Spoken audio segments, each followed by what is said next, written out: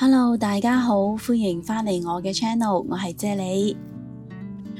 竹胡佢有清熱利尿、清毒解毒、潤肺化痰嘅功效啦，尤其係對於秋冬季節嘅流感引致嘅肺燥咳嗽、喉嚨乾痛、心口翳悶、心煩口渴，以上呢一啲嘅症狀咧，都有非常之好嘅食療同埋修復功效噶喎。你哋今日好嗎？留言話我知，你今晚想飲咩湯水呢？祝你有開心愉快嘅一日。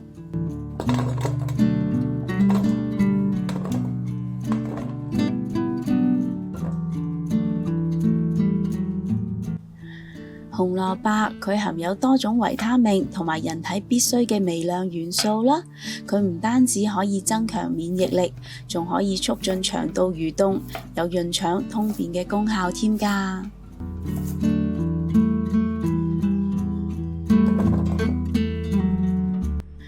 合掌瓜亦都有人叫佢做佛手瓜嘅，咁佢含有豐富嘅葉酸啦，而葉酸呢就可以促進新細胞嘅形成同埋生長㗎喎，對於身體容易疲倦、血色素低嘅人士呢，都有好好嘅食療功效㗎喎。若果你對我嘅食譜有任何疑問嘅話，請你將個問題寫低喺下邊評論區嗰度啊！我係非常之咁樂意同大家一齊討論㗎。30個 gram 左右嘅薑片啦，令到個湯不寒不燥嘅。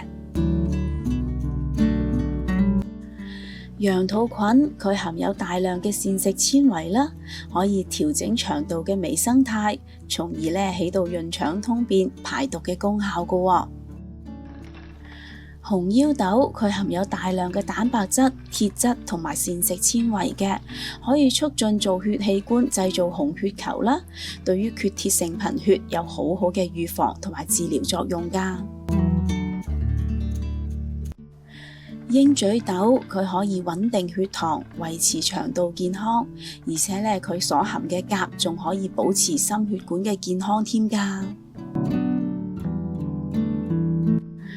腰果佢含有不飽和脂肪酸同埋鈣質啦，可以降低膽固醇，預防動脈硬化，仲可以增加膠原蛋白，預防骨質流失嘅。養肝補血安神嘅蜜棗，我呢度用咗2粒嘅。